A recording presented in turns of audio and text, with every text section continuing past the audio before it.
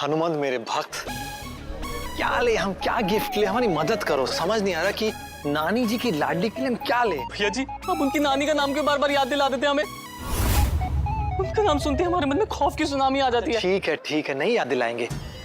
फिलहाल तुम हमें कुछ दिला दो भाई। दूर वाली मैडम को क्या पसंद आएगा? बहुत उतावले नहीं हो रहे आप दुश्मन के बर्थडे के गिफ्ट लेने के लिए? आपको एक प्यारा सा दोस्त है, भोला सा भक्त है, कभी कुछ दिया हमें?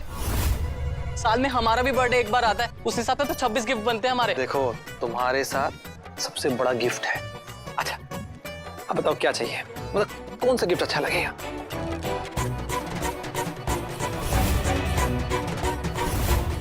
चूड़ियां। चूड़ी नहीं, ये सही है। दूर वाली मैडम को चूड़ियां बहुत पसंद है और हमने उनकी चूड़ियां भी तोड़ दी थी, तो हाँ ये सही होगा। एक समस्या है, कौन सी चूड़ी ले, समझ नहीं आ रहा।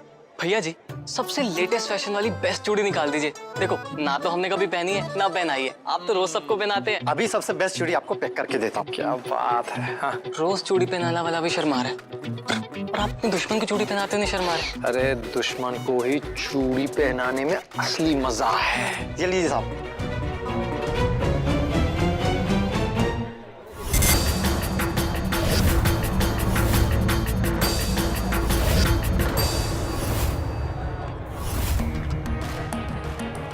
भैया जी, दुश्मन का नाम लिया और दुश्मन हाजिर, ये कलयुग है ना? और ये हैं कलयुग के ठुल्ले। अरे मुस्कुराओ भाई, दूर वाली मैडम के मायके से मेहमान आए हैं, खातिरदारी तो करनी ही होगी। वो क्या है कि उस दिन दोस्ती और नशे की हालत में तुम लोगों ने जो सब हमारे साथ किया, हमने कुछ नहीं कहा। आज हम जो करेंगे, कृपया कुछ नहीं कहिएगा, क्योंकि आज की खातिरदारी के बाद हमसे अगली बार मिलने के पहले आपकी हड्डियां 100 बार सोचेंगे।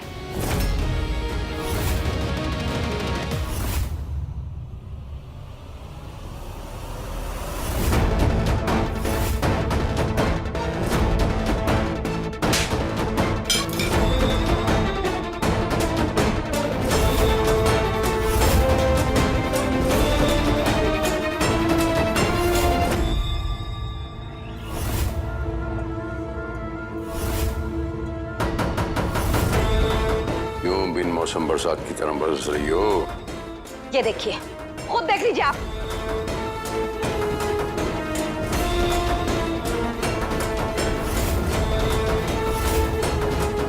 भेजा था कॉलेज पढ़ाई करने, या रैंप वॉक कर रही है। नचाना ना होता ना तो कसम से टांगे तोड़ देती मैं इसकी आज।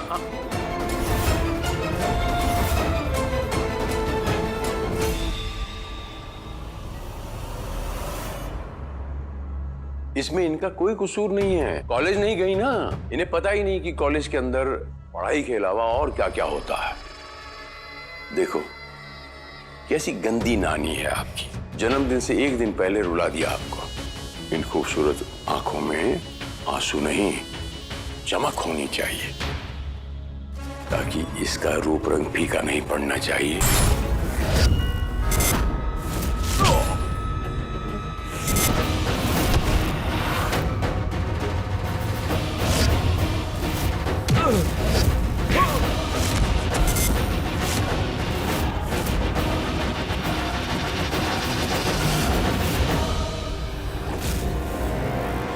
अगर ये चूड़ियां किसी और के लिए ना होती तो कसम से आज तुम्हें पहना देते।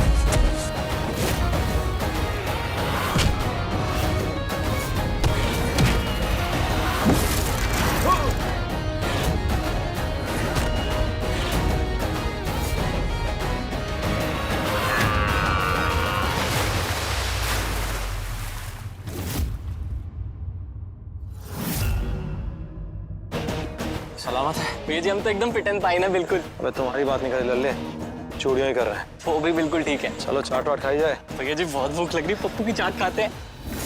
फिर उसे सर पे चढ़ा रहे हैं। मुस्कान सर पे चढ़ाने वाली चीज नहीं है तबस्सुम, वो चेहरे पर सजाने वाली चीज है, और मैं वही कर रहा हूं। अगर कल उसके चेहरे पर मुस्कान नहीं होगी तो फिर दोबारा हमें कभी मुस्कुराने का मौका नहीं मिलेगा। पर उसने जो किया वो अच्छा किया है, लेकिन उसके किए का फायदा तुम्हें दिख नहीं रहा। ये क्या है? मुस्कान की तस्वीर है ना? कहाँ है? अखबार में। इसके मायने क्या हुए कि आपकी मुस्कान सेलिब्रिटी हो गई है। तबस्सुम जी, इस पेपर की कटिंग काट के उसे बड़ा करके दर्शकों के सामने यूं लगाना चाहिए।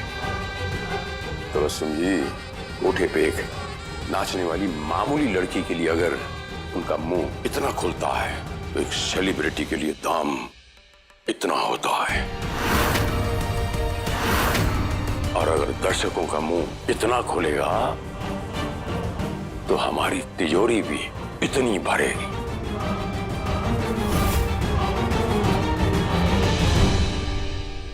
हमारे इरादों में भी ज्वाला थी। 4 की जगह 40 भी आते ना तो इसी चाट के तरह चाट जाते हम। पर उस नानी को मानना पड़ेगा, आपने उनके पैर छुए और उन्होंने आपके पैर तोड़ने के लिए गुंडे भेज दिए। ऐसा आशीर्वाद तो कोई डाकू या गब्बर सिंह ही भेज सकता है, या वो नानी। तो क्या दूर वाली मैडम डाकुओं के खानदान से है? भैया जी हम तो कह रहे हैं आप दूर वाली मैडम से दूर ही रहिए, क्योंकि ऐसे लोग किसी की जान लेने से पहले सोचते नहीं है। फिलहाल तो नानी जी ये सोच रही होगी कि उनके गुंडे गए थे 2 टांगों पर और लौटे 4 टांगों पर। लौटे कहाँ होंगे भैया जी, वही पड़े होंगे चिट्ट और ज़ारा शाही। हम तो यहाँ चाट खा रहे हैं और वहाँ धूल चाट रहे होंगे। अब ये खुशखबरी हम खुद जाके सुनाएंगे दूर वाली मैडम को, उन्हीं के जन्मदिन पर, उन्हीं के घर जाकर। भैया जी ये क्या कह रहे हैं आप? वही जो तुम सुन रहे हो। नौटी नानी को बताना पड़ेगा कि जो पालतू कुत्ते उन्होंने भेजे थे रौनक को मारने के लिए, वो वहीं उसी जगह चित पड़े हैं। हाँ ये सही है। भैया जी आप पगला गए हैं क्या? आप भी जाइए शेरनी की गुफा में। आपकी 2 बहनें हैं, आप तो ये रिस्क ले सकते हो ना। हम अपने बाप की इकलौती बिगड़ी संतान है। अरे बाबा ठीक है, हम तो सोच रहे थे पहले मार्केट जाएंगे, मैडम के लिए केक लेंगे, बर्थडे तो मनाना ना। तो ये बोलते ना भैया जी। वही तो कह रहे हैं। सारी सजावट हो गई, बिल्कुल ऐसे ही जैसे मम्मा अपने कमरे को रखती थी। कल जब मम्मा आएगी तो यही आराम करेगी और मैं भी उनकी गोद में अपना सर रखकर सो जाऊंगी, बिल्कुल बचपन की तरह। और कहूंगी कि जब तक वो लोरी नहीं सुनाएंगी मैं नहीं सोऊंगी।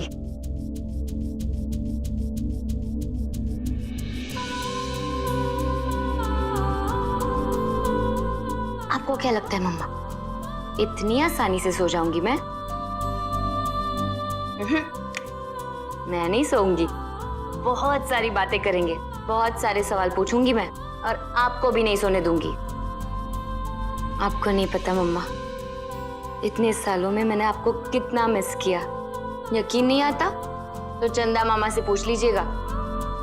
हाँ आजकल थोड़ी कम बात होती है इनसे, फिर भी सब जानते हैं ये, और ये भी जानते हैं कि आपके आने की खुशी में मैं कितनी खुश हूँ।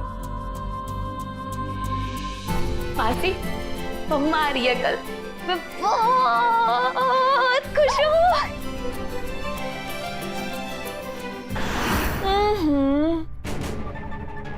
इसकी खुशी देखकर आपको नहीं लगता अम्मा कि आरती को बुलाकर आप बहुत बड़ी गलती कर रही हैं? कहीं आरती इसकी ताकत न बन जाए। ताकत नहीं, कमजोरी। आरती अब बस किसी की कमजोरी बन सकती है, वो कमजोरी जो मुस्कान को वो सब करने की ताकत देगी जो हम उससे करवाना चाहेंगे। मतलब माँ और बेटी दोनों को नचाएंगी क्या? नहीं, माँ के लिए सिर्फ बेटी नाचेगी, जी खोल के नाचेगी, घुंघरू तोड़ के नाचेगी। तुम बस देखती जाओ।